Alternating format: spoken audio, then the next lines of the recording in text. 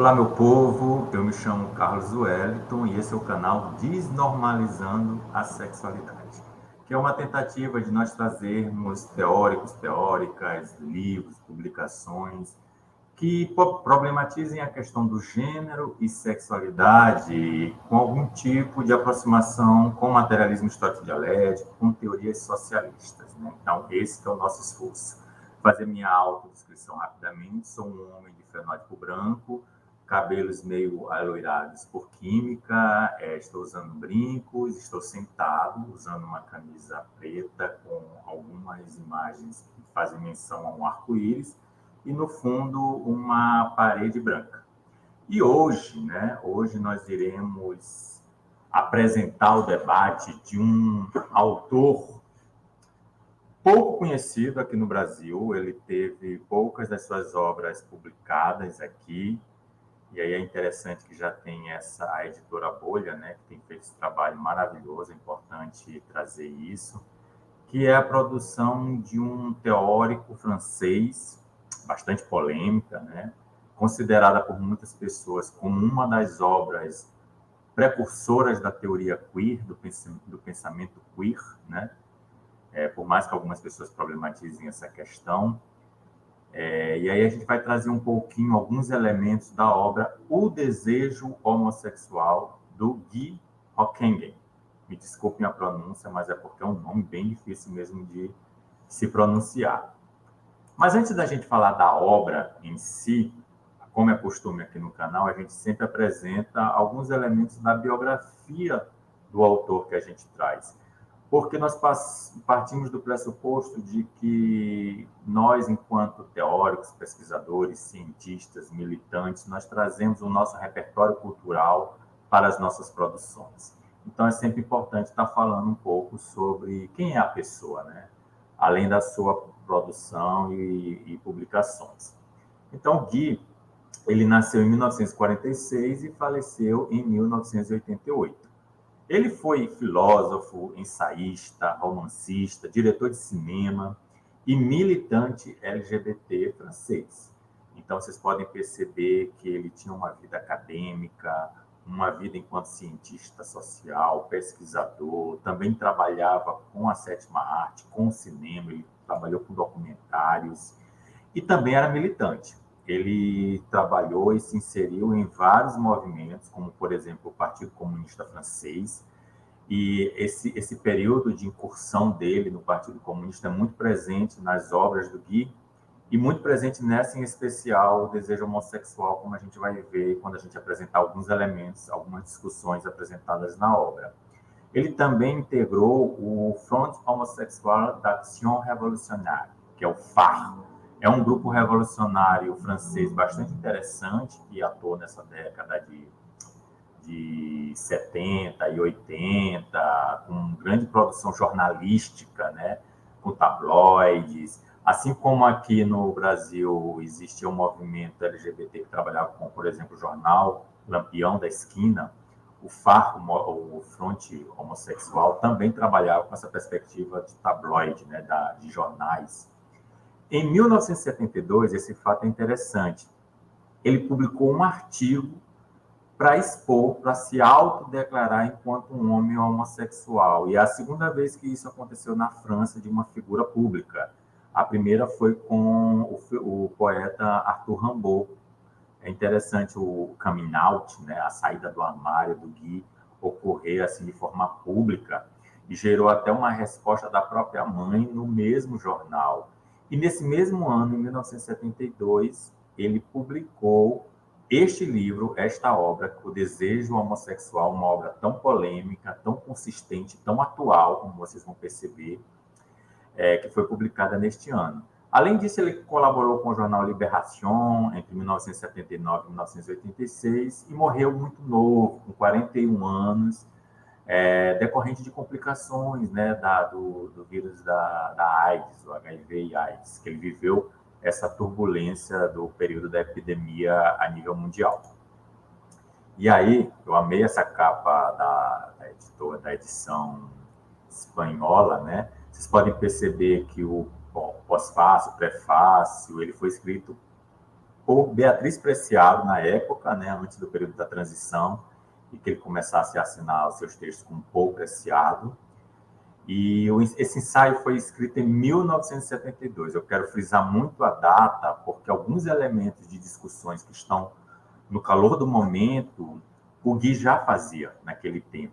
E provavelmente ele era uma voz muito solitária, né? Como a gente vai perceber. É claro que a gente vê ecos com alguns teóricos contemporâneos, né? Mas se distanciava muito da produção hegemônica, digamos assim. É considerada, como eu falei no início, uma das primeiras obras da teoria queer, mas é importante frisar que em nenhum momento aparece a palavra queer na obra do Gui, e nem tampouco ele se reivindica enquanto uma pessoa queer, é preciso chamar a atenção. Mas é considerada por trazer a crítica aos regimes de normalização, ao binarismo, que são presentes na perspectiva queer, né? Então, por isso que cabe essa alcunha como uma das obras pioneiras a problematizar os regimes de normalização. E aí ele foca muito seu trabalho numa crítica a Freud, a Lacan, ao Deleuze-Guattari, né? Ele criticava os modelos generalizados na época, a psicologia sexual desses pais da psicanálise, como eu já falei, né? Só que a obra dele, o diferencial principal da obra dele é nunca dissociar o debate de gênero e sexualidade das identidades do contexto do modo de produção capitalista. Então, a relação entre o capitalismo e a sexualidade é muito presente na obra do Gui, né? Então, ele entende que as dinâmicas dos desejos e os impactos políticos estão presentes nas identidades de grupos gays. E aí eu vou trazer algumas citações, porque nas citações ele traz os elementos principais do seu debate. O livro é considerado como um ensaio, mas é um livro com uma robustez teórica muito forte, né? Aí eu trouxe uma primeira citação. Aquilo que causa problema não é o desejo homossexual, é o medo da homossexualidade. É preciso explicar por que a simples palavra desencadeia fuga e ódio. Aí é óbvio que ele traz, e a gente vai falar mais isso na frente, a constituição da identidade homossexual como sendo inerente ao modo de produção capitalista. Porque até então se falava de comportamento sexual e tendências sexuais, né? E por que esse desejo homossexual ele causa tanta repulsa, tanta fuga, tanto ódio presente até hoje nos dias atuais, né? E ele chama que essa perspectiva da instituição do desejo homossexual seria uma fabricação psicopolicial. Psico no sentido da instituição da identidade do sujeito e policial no sentido mesmo de censura, de controle do desejo, do controle do exercício dessa sexualidade, do controle e da censura do ato sexual em si. Então, a sociedade capitalista, ela fabrica o homossexual do mesmo modo que produz o proletário. É muito rica essa citação, porque ele não dissocia o debate do capitalismo, do materialismo histórico dialético, de uma perspectiva de entender como o debate se consolida na materialidade de gênero e sexualidade. Isso é fantástico, numa obra de 1972, né? E aí ele fala que a categoria em questão e até a próxima palavra são uma invenção relativamente recente. Lembra que eu falei que a identidade homossexual, todas as outras, e aí ele já faz até uma previsão de que outras identidades dissidentes também aparecerão e terão as mesmas ou similares problemáticas em relação à identidade homossexual? Como é que o Gui se portaria diante das nossas siglas, né? LGBTI+, LGBTQIA+, LGBTQIAPN+, né? Dizendo que essas identidades elas são relativamente recentes. Ele não quer dizer com isso que, historicamente, essas vivências não existiam. Ele não quer dizer isso. Ele quer dizer que existiam, mas eram nominadas e tratadas de uma forma diferente da forma como está posta hoje no modo de produção capitalista, enquanto uma identidade consolidada. É isso que ele quer colocar. E aí ele fala da heterossexualidade familiar reprodutora. Isso é um termo interessante, porque dialoga, por exemplo, com a heterossexualidade compulsória da Adrienne Rich, e também com as formulações da Monique Wittig. Só que ele usa o termo heterossexualidade familiar reprodutora como sendo central nesse debate do modo de produção capitalista. Tem que ser uma heterossexualidade como norma, mas numa perspectiva familiar e naquela perspectiva tradicional que se entende enquanto família, ligada à propriedade privada, com a garantia do direito à herança, portanto, reprodutora. Ele fala também que a criação dos principais meios ideológicos para pensar a homossexualidade datam do final do século XIX e do início do século XX. Ela é, então, ligada ao capitalismo ocidental avançado, mas não de maneira mecânica. Ele chama atenção nessa história de maneira mecânica para nós não pensarmos numa perspectiva funcionalista que outras autoras, como, por exemplo, a Cinzia Arruza, critica, que se pensa que o debate do feminismo, das minorias sexuais e de gênero, elas são uma perspectiva funcionalista, elas são necessárias para a manutenção do modo de produção capitalista. A gente deve pensar numa perspectiva mais robusta acerca de como essas opressões estão interligadas à exploração no modo de produção capitalista. Ele traz um dado interessante, principalmente daquela fabricação psicopolicial, que ele faz um levantamento de prisões de homens gays, né? No ano de 1964 a 1966. A gente tem um intervalo aí de 2 anos. Houveram 1.200 condenações, e aí é importante chamar a atenção. 300 eram operários, trabalhadores de chão de fábrica, 160 não especialistas, provavelmente eram pessoas autônomas, e 80 trabalhavam em espaços burocráticos, como escritório. Ele quer evidenciar com isso que o quê? Que a identidade LGBT perseguida, né, naquele momento, pelo menos nesse recorte temporal, ela tinha classe, que era a classe trabalhadora, a classe operária. E aí ele fala que as leis são, de fato, um sistema de desejo, onde a provocação e o voyeurismo mantêm seu lugar. Então, a questão do desejo sublimado está muito presente no debate do Guy, principalmente porque ele traz as contribuições de Freud, de Lacan, do Reich, então sempre está presente na obra dele. Tanto que ele fala, né, o freudismo, ao mesmo tempo que descobre os mecanismos de desejo, é responsável pelo controle deles.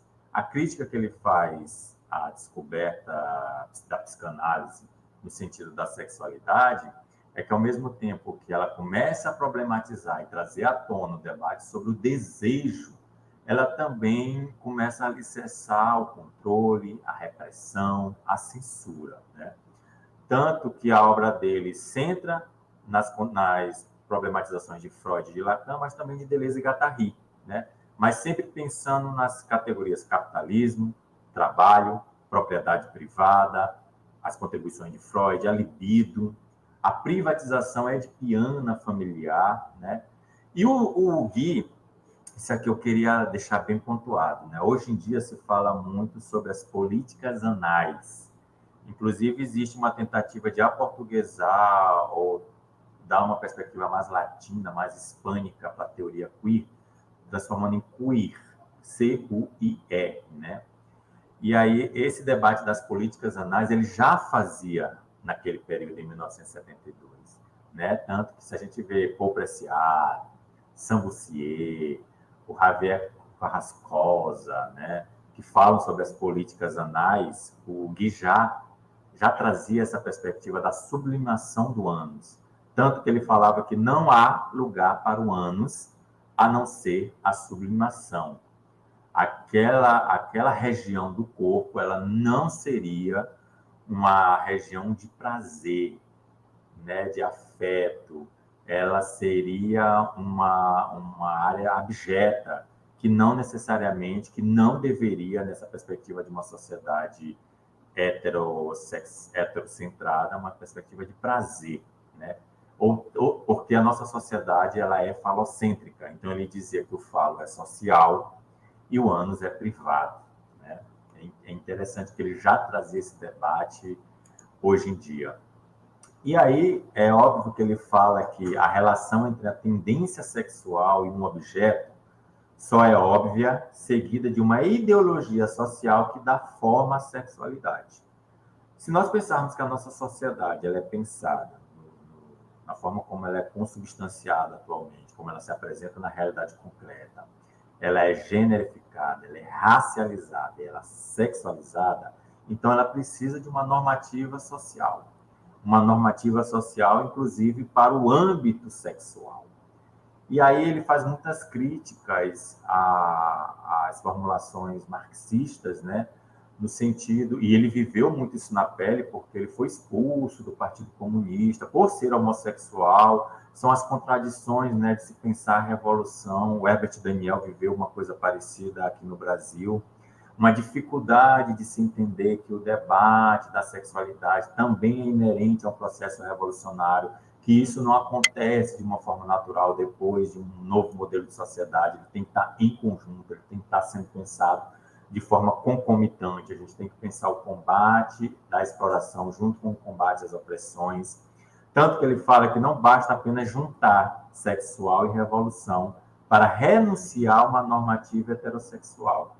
Agora, venhamos e convenhamos, como é que se faz esse exercício de você lutar contra uma normativa social e sexual binária e tentar colocar esse debate na ordem do dia, né? Fazer com que as pessoas entendam que é necessário uma revolução e que essa revolução também é sexual.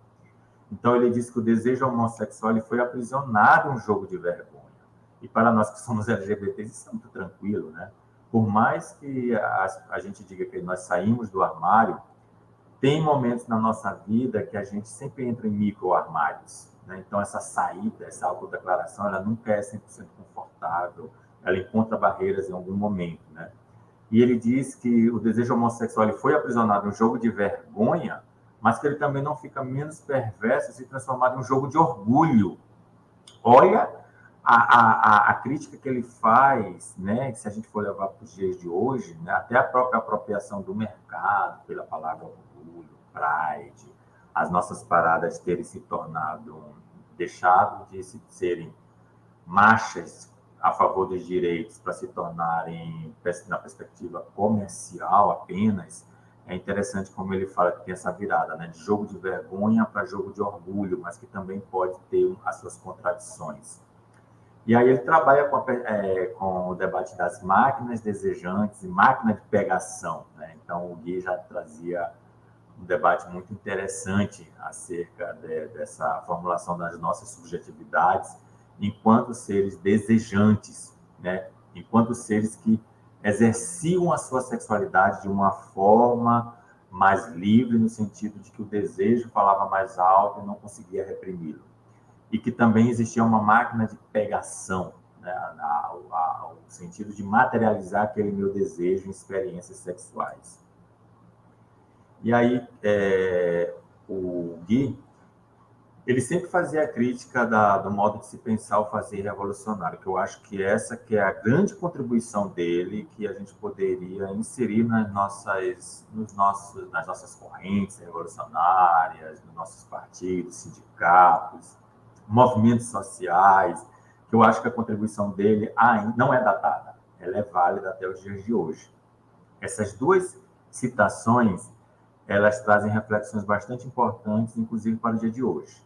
Ela fala, a primeira, é preciso fazer a exigência revolucionária resultado do próprio movimento do desejo. É necessário não só um novo modelo revolucionário, como também um requestionamento dos conteúdos ligados tradicionalmente ao termo de revolução. Ele pede para que as pessoas que se reivindicam marxistas entendam que é necessário fazer um debate mais ampliado acerca do que seria o processo revolucionário, de quais demandas estariam presentes nesse fazer revolucionário. Porque se eu falo de classe trabalhadora, essa classe trabalhadora também é sexualizada, também tem desejos. Então, isso precisa também estar discutido. Não é uma questão secundária, ela está ligada diretamente aos anseios da classe trabalhadora. Exploração tem que estar em conjunto com opressão, no sentido de destruir essas duas perspectivas para um novo projeto de sociedade. Mas ele também chama atenção, dizendo que uma investida libidinal reacionária ela pode muito bem coexistir com uma investida política consciente, progressista ou revolucionária, à sombra da muralha que separa a vida privada da vida pública. Então, aquele debate de que o que acontece em casa é da intimidade, que o debate da intimidade é inerente às pessoas interessadas. Ele fala que pode sim existir uma investida libidinal repressora, ou seja, reacionária, que é geralmente a que é debatida, né, nesse mito de que o Brasil é um país sexual, esbarra diretamente quando a gente faz o debate dos direitos sexuais reprodutivos. A gente percebe que existe aí uma formação sociocultural histórica que emperra o avanço quando se fala nos direitos da liberdade de orientação sexual, de expressão de identidade de gênero. Mas que, ao mesmo tempo, pode existir uns avanços no sentido progressista e revolucionário, mas sempre presentes ali no limite da vida pública e na vida privada, né? O que a gente tem que pensar enquanto revolucionários, socialistas e marxistas é como romper esses muros da vida privada e vida pública e entender que isso é consoante ao ser social. É um debate de questão social. E aí, já finalizando, né, uma citação que eu achei fantástica dele, que fala que as bichas não querem ser mais homens do que mulheres. Elas levam ao limite a decodificação dos fluxos do desejo. Enquanto outras identidades estáticas, consolidadas, elas não conseguem fazer essa decodificação, ele fala que essas identidades que são flexíveis, que rompem com os binarismos, que problematizam as normativas sexuais e de gênero, elas conseguem fazer essa decodificação de possibilidade de fluxos imagináveis de desejo. Essa é a perspectiva do Guy. E para encerrar, uma fala dele, né, que a gente percebe o pessimismo dele enquanto militante, enquanto teórico, enquanto artista, quando ele fala que sinto a necessidade de escrever, em vez de continuar falando sobre esse assunto, justamente porque se tornou impossível falar, mesmo entre pessoas que compartilham a mesma forma de desejo. Que às vezes a gente, de tanto falar, a gente vê que às vezes as coisas não avançam, ou quando avançam, retroagem, aí voltam para uma estaca zero, aí gera um certo pessimismo, né? Mas eu acho que a contribuição dele é válida, ainda para se repensar o debate que está posto hoje. Tomara que outras obras dele sejam traduzidas em português. Eu também sugiro, além de O Desejo Homossexual, A Contestação Homossexual, que também é um texto muito bom. E aqui é óbvio, como eu sempre falo, né, essa resenha aqui apresenta alguns elementos, escolhas minhas, né, coisas que me chamaram a atenção durante a leitura. Então, nunca essa resenha vai dispensar a leitura do original. A gente sempre sugere que se vá no original, faça a leitura na íntegra do material e tire suas próprias conclusões, discorde, veja elementos que às vezes me passaram batido. A intenção aqui é só fomentar o debate e apresentar de uma forma muito rápida os elementos principais da obra O Desejo Homossexual, do Guy Hockenheim. Tá? Então, até a próxima. Assine aí o canal, compartilhe, divulgue, comente, fortaleça esse debate sobre socialismo e sexualidade. Obrigado.